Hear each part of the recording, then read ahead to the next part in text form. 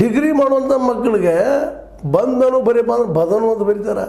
ಎಷ್ಟು ಮಂದಿ ಬೇಕು ನಿಮಗೆ? ನಾನು ಒಬ್ಬ ಶಿಕ್ಷಕನ, ಎಷ್ಟು ನೋವುಗಳು ಇವೆಲ್ಲ. ಅನೇಕ ಮಕ್ಕಳನ್ನ ತಯಾರು ಮಾಡ್ತಾಯಿದ್ದು ಇಂಗ್ಲೀಷ್ ಅಂತ ದೂರದ ಮಾತಾ, ಮಗ್ಗೆ ಅಂತ ಬರೋದೇ ಇಲ್ಲ ಮಕ್ಕಳಿಗೆ. ನಾವು ಮಾತು ಹೇಳೋದು ಗುಣಮಟ್ಟದ ಶಿಕ್ಷಣ ಅಂದಾಗ ಇಂಥ ಮಕ್ಕಳನ್ನ ತೊಗೊಂಡು ಪಾಪ ಅವ್ರು ನಾಳೆ ಭವಿಷ್ಯ ಅವ್ರೇನು ಕಟ್ಕೊಳ್ಳೋದು, ಉದ್ಯೋಗ ಇಲ್ಲ, ಇದು ಪರಿಸ್ಥಿತಿ. ಇದ್ರ ಬಗ್ಗೆ ಒಂದು ಚಿಂತನೆ ಅದು ಭಾಳ ಉತ್ತಮ ಅಂತ ಅನಿಸೋದು.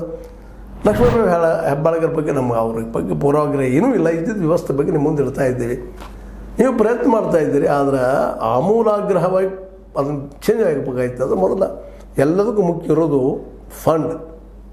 ಫಂಡ್ ರಿಲೀಸ್ ಮಾಡಿರಿ. ಪ್ರತಿಯೊಬ್ಬ ಮಗುವಿಗೂ ಶಿಕ್ಷಣ ಸಿಗುವಂಥದ್ದು.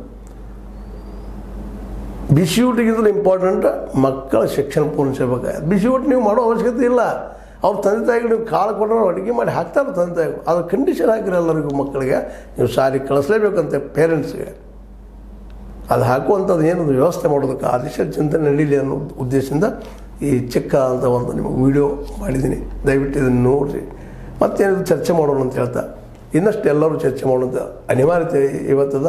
ಕೇವಲ ಹೆಸರಿಗಾಗಿ ಮತ್ತದಕ್ಕೂ ಶಿಕ್ಷಣ ಪ್ರಿಯರು ಅನ್ನೋಕ್ಕಿಂತಲೂ ನಿಜವಾಗಿಯೂ ಎಲ್ಲರೂ ಶಿಕ್ಷಣ ಸಿಗುವಂಥದ್ದು. ಸರ್ಕಾರಿ ಶಾಲೆಗಳ ಬಗ್ಗೆ ಯಾರಿಗೂ ಕೇಳಿರಮಿಲ್ಲ, ಅದ್ರ ವ್ಯವಸ್ಥೆ ಹಂಗಾಗಿದೆ. ಇವತ್ತು ಯಾರಾದರೂ ಸರ್ಕಾರಿ ಶಾಲೆಗೆ ಹಚ್ತೀನಿ ಅಂತಂದ್ರೆ ಭಯ ಪಡೋಷ್ಟು ಮಟ್ಟಿಗೆ ಜನ ಹಿಂಸಿಸ್ತಾ ಇದ್ದಾರೆ.